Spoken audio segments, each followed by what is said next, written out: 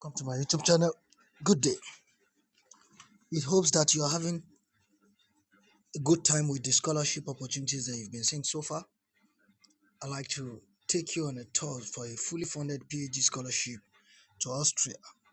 Let's get started. We're at Institute of Science and Technology in Austria, and there's a fully funded scholarship opportunity here. So, without further ado, let's look at what the PhD program is. A direct PhD, so you can go with a direct BSc, and if you have a master's you can also go with it, so there's no restriction. Let's see what the program covers. Okay, subject area. Can I do a PhD? Look at the subject area they are covering. The subject area in which you can do PhD is closely related to research topics which our faculty members specializes in. So what is it that they specialize in? We'll catch up with that soon.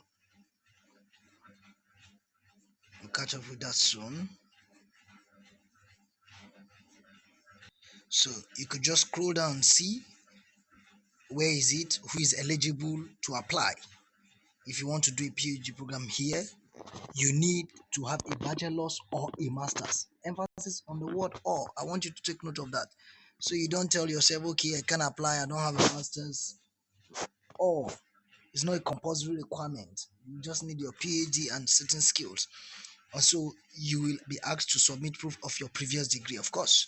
Now, students with a bachelor's or master's degree in the following areas are eligible to apply. If you're a biology student, computer science, chemistry, neuroscience, mathematics, physics, and interdisciplinary or related areas such as biochemistry, engineering, medicine, pharmacy, etc. You also need to be proficient in English, oral, and written. We'll check out that in a short time. So let's go back to the funding packages. And you can see, is there a funding for the PhD? Let's see what the funding covers. They say all our PhD students are fully funded at internationally competitive salary levels, and they receive full social security coverage. Wow, this is massive. There's also financial support for students to cover travel expenses for attending scientific conferences and workshops. Come on, dudes, what you waiting for? Let's get on this and latch on the scholarship. Give it a try, put in an application, and you wouldn't know what things are required. Okay, after that, let's see what is even the tuition fee range. They say they don't charge anything for tuition. They don't charge anything for tuition. So every money you get goes into your living expenses. Like this is a free school. Woo!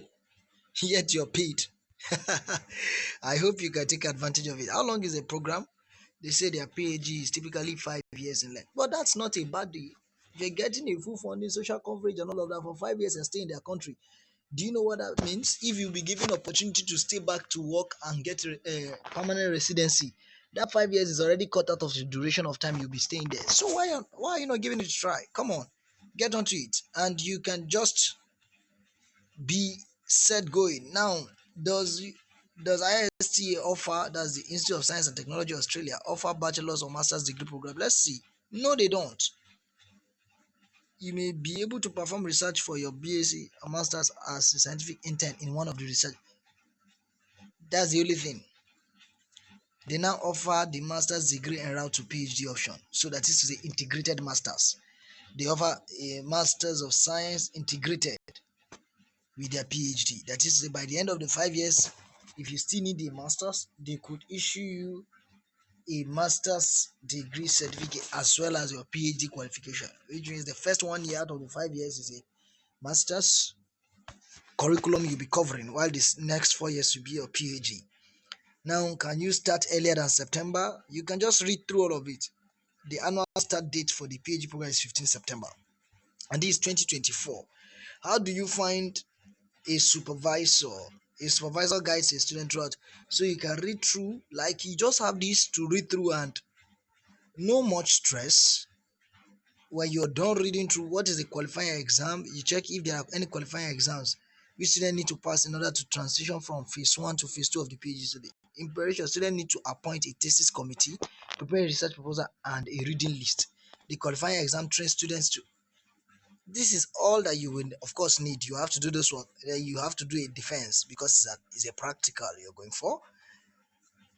Now, why does their PhD consist of two phases? Okay, you can read it up clearly at least 1.5 semester before graduating.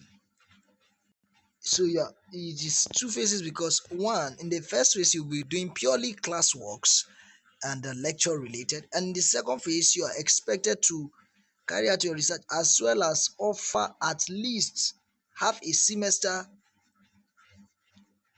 in teaching assistantship. You need to show that you can actually transfer this knowledge you're gaining. Yes, they're investing in you so that you can become an asset, not a liability.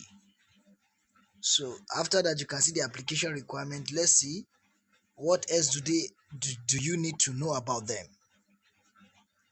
What is the minimum GPA they need? We do not have a fixed GPA requirement for applicants. However, GPA of successful candidates typically is in the top quartile of their field of study. Hello, even a lower degree should qualify him.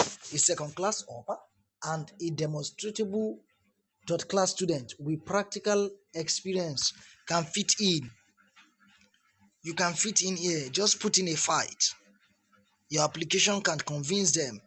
Now, when will the decision about your application be made? They've analyzed it here early February. The committee will sit and review process. By March, they will notify you of your status. By and then furthermore, they begin to contact students in March, and the majority of the offers will go out in late March, while candidates have to accept or decline by 30th April. That being said, they know who and who they are expecting and who is not taking up their offer. How many positions are available? They typically admit around 60 students per cohort. So there is opening for 60 students. You can be one of them. I believe you can do it. Now, yeah, for the interview process, you expect to be interviewed by 3 professors, sometimes more. So what does that mean? Your area of interest, your specialty focus, your research interest area, please devote it as much as possible and try to look out for faculty members who are within that area so that you can be able to nip and niche this ace your interview properly. If you would like me to shoot a video on how to ace a scholarship interview or interviews with professor for graduate scholarship, leave in the comment section and let me know, and I'll surely do that for you. However, don't forget to like, share, and subscribe to the YouTube channel to help others see and to better inform me if I am giving you value. Now, what is the age limit for the PhD? There's no age limit. So even if you are 50 years old, you can apply. If you're 25 years, you can apply. It doesn't matter. Now, complete your application. What do you need? Can the admission office add or revise? You can just read through every single information on the portal. And when you're fully done, look at it. Please know that this can only be done up to the submission deadline. Now, this is the deadline of application.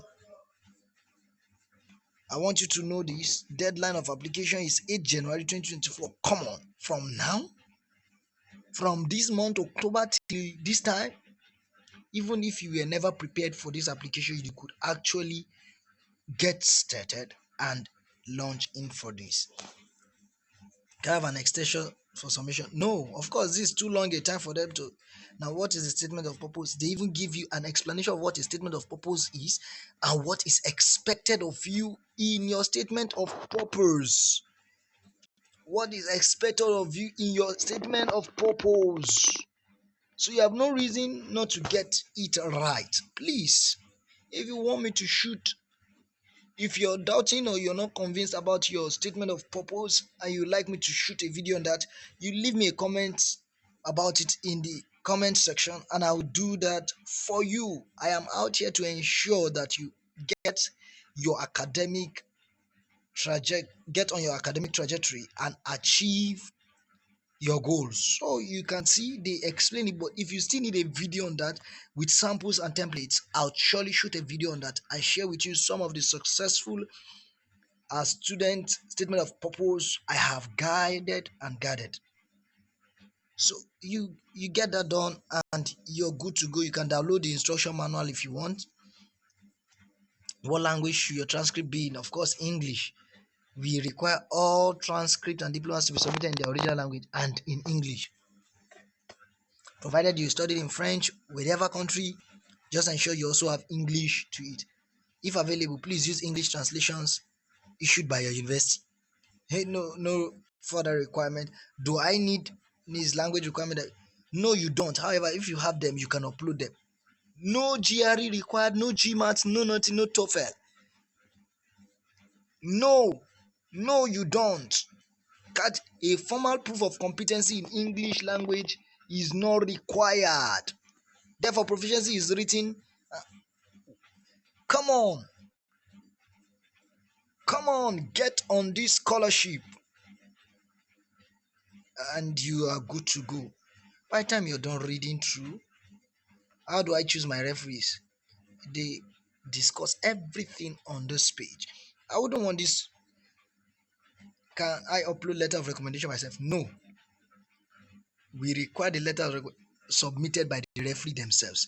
Uploading a letter so you can see will disqualify you. So what happens? As soon as you sign up on their page and you create a portal and insert the details of your referees, there's an automatically generated mail that goes to your referees, and they will get a mail from their own end on a different dashboard that doesn't have the same interface as yours. They can write there and then they submit. Your duty is to follow up on them and ensure that you get a feedback from them that they've submitted, or follow up on your own portal, and you will know when a referee has submitted. How many referee letters do you need? Minimum of 3 by a deadline specified in the application portal. 2 of the recommendation letters need to be from an academic environment. 1 can be from a work environment. Can be. So if you've not been working before, just a BSc graduating, you can latch onto it and get the 3 of them from the school academic environment. Now that being said, do I need a visa? If you are not from this country, the EU, EAU country or Switzerland, you will need to apply for a visa in order to legally. But all of this is dependent on whether you're shortlisted. When you're offered admission there, they will help you. You will be sent information on how to apply for the visa from abroad. That being said, what are you waiting for? Go to the apply button. You can see the research areas here, all research groups. You can read through. Just go to the menu and then you click on the apply button.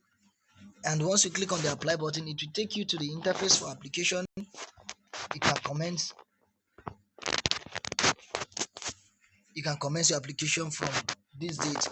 And before applying for admission, please read the PhD application and admission requirement. Of course, we can read.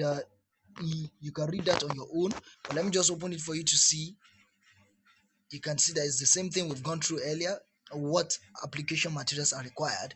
You have your CV, your statement of purpose, which was already explained, your university transcript, and contact of 3 referees. Now, what are the selection criteria? Undergraduate performance overall should be best, one of the leading. Statement of purpose, additional requirements, relevant skills, which is demonstrated with internship or participation in research projects, participation in science, Olympiads, and programming languages. This is where computer skills are an advantage for you. Transferable skills also are there.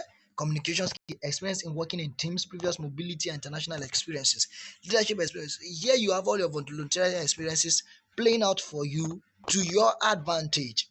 Diversity. If a woman in computer science, maths, physics, an applicant who switch fields, you're highly welcome. If you're going from somewhere like geography to public health, if there is anything like that, you're going from geophysics to data management programming, you are trying to change areas of study, either based on field discoveries and you're trying to transition, they are welcoming that and they're going to give you some priority advantages. So, what are you then waiting for? Come on, let's get started with this application.